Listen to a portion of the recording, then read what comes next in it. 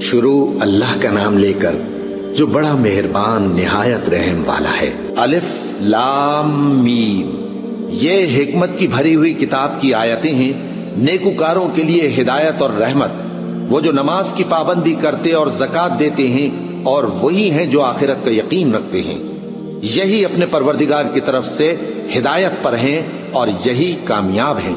اور لوگوں میں بعض ایسا ہے جو بیہودہ حکایتیں خریدتا ہے تاکہ لوگوں کو بے سمجھے اللہ کے راستے سے گمراہ کرے اور اس سے ہنسی کرے، یہی لوگ ہیں جن کو ذلیل کرنے والا عذاب ہوگا۔ اور جب اس کو ہماری آیتیں سنائی جاتی ہیں تو اکڑ کر منہ پھیر لیتا ہے، گویا ان کو سنا ہی نہیں، جیسے اس کے کانوں میں ثقل ہے۔ تو اس کو درد دینے والے عذاب کی خوشخبری سنا دو۔ جو لوگ ایمان لائے اور نیک کام کرتے رہے ان کے لیے نعمت کے باغ ہیں، ہمیشہ ان میں رہیں گے۔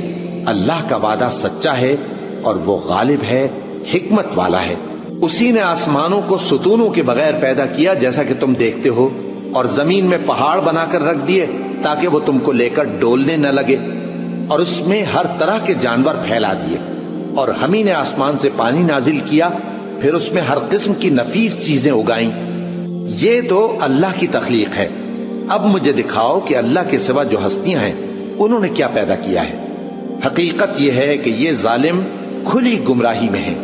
اور ہم نے لقمان کو دانائی بخشی کہ اللہ کا شکر کرو، اور جو شخص شکر کرتا ہے تو اپنے ہی فائدے کے لیے شکر کرتا ہے، اور جو ناشکری کرتا ہے تو اللہ بھی بے نیاز ہے، لائق حمد و ثنا ہے۔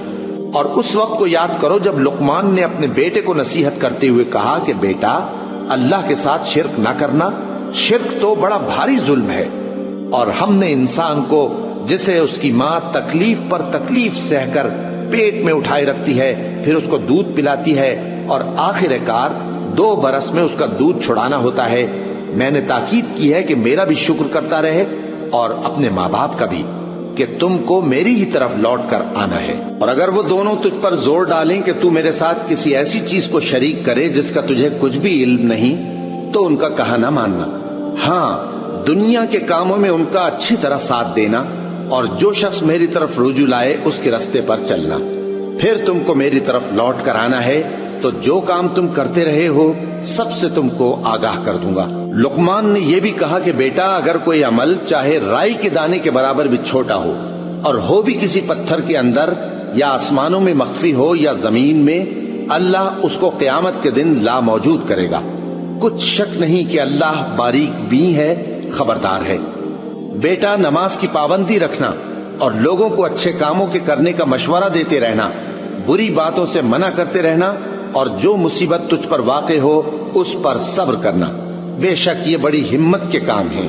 اور تکبر کرتے ہوئے لوگوں کے سامنے گال نہ پھلانا اور زمین میں اکڑ کر نہ چلنا، اس لیے کہ اللہ کسی اترانے والے شیخی خورے کو پسند نہیں کرتا۔ اور اپنی چال میں اعتدال کیے رہنا، اور بولتے وقت ذرا آواز نیچی رکھنا، کیونکہ بہت اونچی آواز گدھوں کی سی ہے، اور کچھ شک نہیں کہ سب سے بری آواز گدھوں کی ہوتی ہے۔ کیا تم نے نہیں دیکھا کہ جو کچھ آسمانوں میں اور جو کچھ زمین میں ہے سب کو اللہ نے تمہارے قابو میں کر دیا ہے، اور تم پر اپنی ظاہری اور باطنی نعمتیں پوری کر دی ہیں۔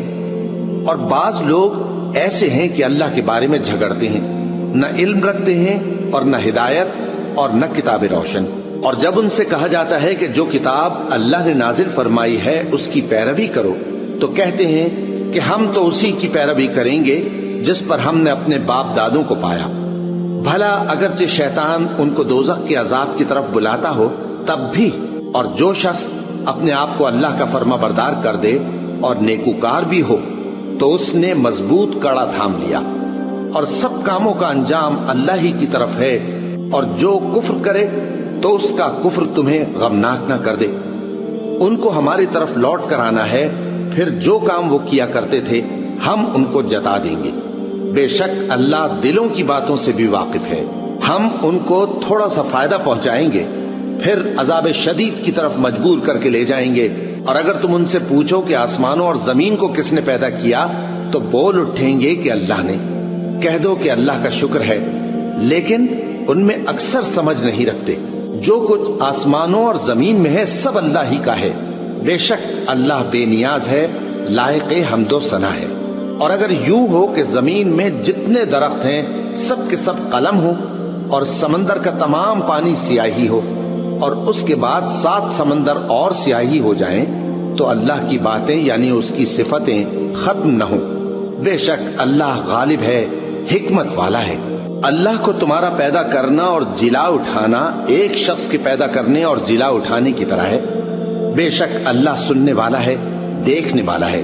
کیا تم نے نہیں دیکھا کہ اللہ ہی رات کو دن میں داخل کرتا ہے اور دن کو رات میں داخل کرتا ہے، اور اسی نے سورج اور چاند کو کام میں لگا رکھا ہے، ہر ایک وقت مقرر تک چل رہا ہے، اور یہ کہ اللہ تمہارے سب اعمال سے خبردار ہے۔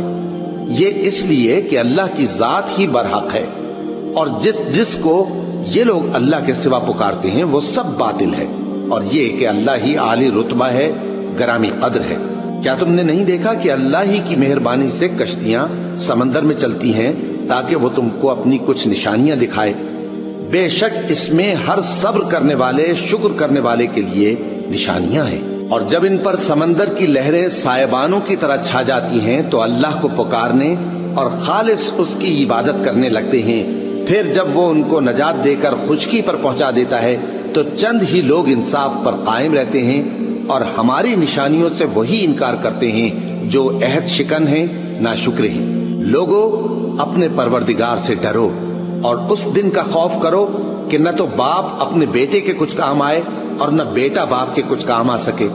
بے شک اللہ کا وعدہ سچا ہے، پس دنیا کی زندگی تم کو دھوکے میں نہ ڈال دے، اور نہ وہ بڑا فریب دینے والا شیطان تمہیں اللہ کے بارے میں کسی طرح کا فریب دے۔